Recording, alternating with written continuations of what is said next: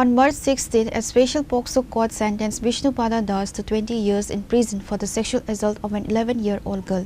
After a 4-year trial, the court found Das guilty, imposing a 5,000 fine in addition to the prison term. Failure to pay the fine will result in an additional 2 months of imprisonment.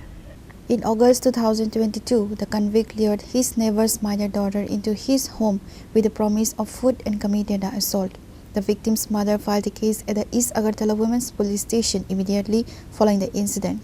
10-22 ইংরেজি তারিখে বিষ্ণুপদ দাস নামে একটা লোক তার পাশের বাড়ির একটা ছোট বাচ্চা মেয়ে তার এসে তার বাড়িতে নিয়ে যায় মুড়ি খাওয়ার নাম করে সেটা কেমন নিয়ে এসে সে তার ধর্ষণ করে।